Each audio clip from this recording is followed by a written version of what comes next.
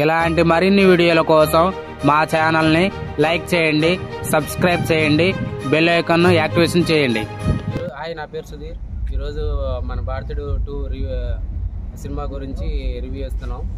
ముందుగా మా ఛానల్ చూసేవాళ్ళు సబ్స్క్రైబ్ చేసుకోండి. చూడటం కానీ సబ్స్క్రైబ్ చేసుకోవట్లేదు, లైక్ చేయండి, షేర్ చేయండి.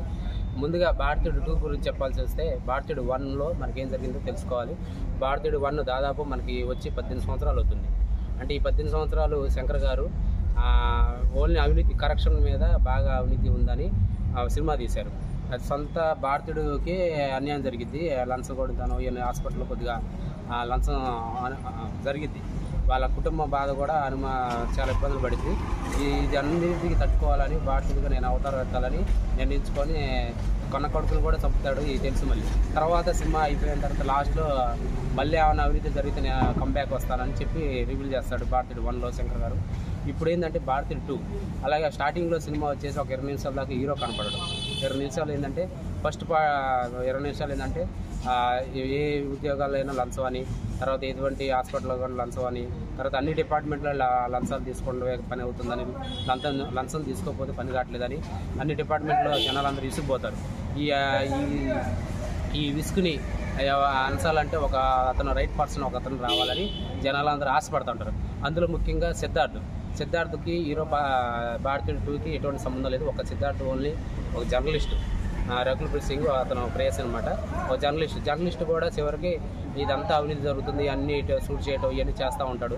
అయితే సిద్ధార్థ్ కూడా చివరికి అదంతా అవినీతిని నిర్మూలించడానికి భారతీయుడు మళ్ళీ రావాలి, మరొక అవతారంలో మళ్ళీ రావాలి, ఈ సమాజాన్ని బాగు చేయాలని హీరో సిద్ధార్థ్ అని ఆశపడుతూ ఉంటాడు. అనుకున్నట్టుగానే ట్వీట్లు పెట్టడము, ఫేస్బుక్లలో పెట్టడం ఇవన్నీ చేస్తూ ఉంటాడు. అన్నట్టుగానే హీరో అనేది కంబ్యాక్ వస్తూ ఉంటాడు. భారతీయుడు 2 మళ్ళీ ఆగమనం అవుతాడు మనకి 20 నిమిషాల తర్వాత హీరో కమల్ హాసన్. అయితే ముఖ్యంగా హీరో కమల్ హాసన్ గురించి ఏం చెప్పుకోవాలంటే, అసలు అతనికి లోకనాయకుడు అనే పేరు మరొకసారి సార్థకమైంది. లోకనాయకుడు అసలు ఏం లోకనాయకుడు అండి. అన్ని క్యారెక్టర్లు, అన్ని ఎలివేషన్ ఈ రోజుల్లో కూడా అంత వయసులో కూడా ఇన్ని క్యారెక్టర్లు అవతారాలు చేశాడంటే అది మామూలుగా చెప్పుకోవాల్సిన విషయం, చెప్పుకోదగ్గ విషయం. అంత హీరో కమల్ హాసన్ దాన్ని ఫైట్స్ చేయించడం కానీ, విలువిద్యలు చేయించడం కానీ, చాలా మణికంఠు విద్యలు చేయించడం కానీ చాలా బాగుంది. ఫైట్ సీన్స్ కానీ ఇవన్నీ చాలా నేరేషన్స్ బాగున్నాయి. అయితే కమల్ హాసన్ గారు ప్రాణానికి 1 మ్యాన్ షో లాగా ఈ కథకి ప్రాణం పోశారు. కమల్ హాసన్ గురించి ఎటువంటి డోకా లేదు. కమల్ హాసన్ గురించైనా ఈ సినిమాని ఒకసారి చూడవచ్చు మళ్ళీ.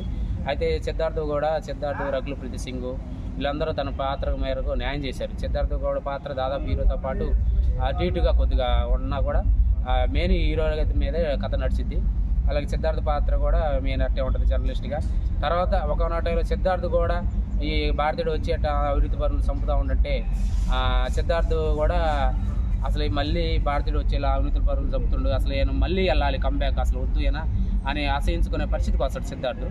ఇది సినిమా మెయిన్ రోల్ ఇదన్నమాట. అయితే డైరెక్షన్ అయితే శంకర్ గారు అయితే కొద్దిగా అంత డైరెక్షన్ అనేది తగ్గిందనమాట. ఎందుకంటే అప్పట్లో భారతీయుడు 1 వచ్చినప్పుడు బాగా అవినీతి ఉంది. జనాలు కూడా అవినీతి ఏ పని జరిగిన అవినీతికి విసిగిపోయేవాళ్ళు. ఇప్పుడు ఏంటంటే సమాజం మారింది. ఇప్పుడున్న రొటీన్ సమాజం కూడా అవినీతికి కొద్దిగా అంత అలవాటు పడ్డట్టున్నారు జనాలు, అంతా తెలిసిపోయింది. అయితే శంకర్ గారు ఏంటంటే కొత్త కథ, ఈ కరెక్షన్ కాకుండా ఇంకేదైనా కొత్త కథ తీసుకుంటే బాగుండేది నా ఆలోచన ఇది. అంటే కొత్త కథ ఏంటంటే హీరో ఇప్పుడు పవన్ కళ్యాణ్ కూడా సరే మిస్సింగ్ కేసులు, మన ఇండియాలో లేడీస్ మిస్సింగ్ కేసులు జరుగుతున్నాయి. ఎటు వెళ్తున్నారో తెలియదు, చాలామంది అదృశ్యమైపోతున్నారు. మనకి చాలా మిస్సింగ్ కేసులు కూడా వచ్చినాయి. రాజకీయ ప్రముఖులు కూడా అంటున్నారు ఈ మిస్సింగ్ కేసుల మీద తీసుకొని, కొత్త కరప్షన్ మీద కాకుండా మిస్సింగ్ కేసుల మీద తీసుకుంటే స్టోరీ ఇంకోలాగా ఉండేది, హైలైట్గా ఉండేది. ఇంకా ఇది శంకర్ గారు కొద్దిగా చేసిన, ఎందుకంటే అంతకుముందు పార్ట్ 1లో ఏంటంటే అవినీతి మీద చేసిన శంకర్, ఈసారి కూడా పార్ట్ 2లో కూడా అవినీతి మీదే చేశాడు. ఇది చాలా బ్లండర్. అంటే జనాలు ఏంటంటే రొటీన్ అప్పుడు చూసిన పిక్చర్ లాగే ఉంది అనేది చాలామంది బోరింగ్గా ఫీల్ అవుతున్నారు. అయితే మరి పార్ట్ 3 లాస్ట్లో హీరో శంకర్ గారు వచ్చేసి పార్ట్ 3 ఉంటుంది అని మనకి రివ్యూలు చేశారు. పార్ట్ 3 ఏంటంటే పార్ట్ 1లో మిస్ అయిన భారతీయుడు పార్ట్ 2లో భారతీయుడు ఆగమన తర్వాత మధ్యలో ఏం జరిగింది అనేది మనకు బ్రిటిష్ వాళ్ళ యొక్క, నాకు తెలిసి సేనాపతి అంటే బ్రిటిష్ వారికి ఆ కాలంలో మన హీరో అనేది ఎటు తిరిగాడు, ఎటువంటి ప్రదేశాలు తిరిగాడు అనేది పార్ట్ 3లో ఉండబోతుంది మా ఆలోచన అయితే అనమాట. మొత్తానికైతే మళ్ళీ బీజిఎం విషయానికి వచ్చేసి అయితే మన అనిరుద్ధ్ గారు చాలా ఏదైనా కొద్దిగా అంత నిరాశపరిచినట్టు అనిపిస్తుంది. ఎందుకంటే అనిరుద్ధ్ గారు వచ్చేసి జైలర్ సినిమాకి, రజనీకాంత్ సినిమాకి ఎంత బీజిఎం ఇచ్చాడంటే మనందరూ తెలుసు. ఇది జైలర్ రజనీకాంత్ వచ్చేటప్పుడు అతని యొక్క బీజము, అసలు ఆ సన్నివేశాలకి బీజము, ఎంత బీజమే జైలర్ సినిమాని ఒక రకంగా లాక్కొచ్చింది. మరి భారతీయుడు 2లో అయితే అనిరుద్ధ్ గారు కొద్దిగా అంత నిరాశపరిచినట్టు చెప్పుకోవచ్చు. అయితే భారతీయుడు 2లో వచ్చేసి కొన్ని ఎమోషన్స్, తర్వాత చాలా బాగున్నాయి ఎమోషన్స్, కొద్దిగా అంత సెంటిమెంట్ పండింది భారతీయుడు 2లో. కాకపోతే సాంగ్స్ చాలా పేలవంగా ఉన్నాయి. సాంగ్స్ వచ్చేసి భారతీయుడు 1లో తన చిలకల తోడు ఉంటే ఈ సాంగు, తర్వాత టెలిఫోన్ దానా ఈ సాంగ్ చాలా బాగుంటాయి. మన ఇండియన్స్, మన తెలుగు వాళ్ళు పాడుకోవడానికి కూడా చాలా బాగుంటాయి. అయితే భారతీయుడు 2లో అలాంటి సాంగ్స్ ఏమీ లేవు. తెలుగు పరంగా అయితే సాంగ్స్ పేలంగా ఉన్నాయి. మొత్తానికి అయితే ఈ సినిమా మన ప్రజల్లోకి 18 సంవత్సరాల తర్వాత భారతీయుడు 2 వచ్చింది. భారతీయుడు 2 తీయడానికి చాలా గ్యాపులు వచ్చినాయి. ఇది శంకర్ గారు మరి షూటింగ్ ప్రాబ్లం వల్ల, ఎటువంటి ప్రాబ్లం వల్ల వాయిదాలు పడుకుంటూ వచ్చింది.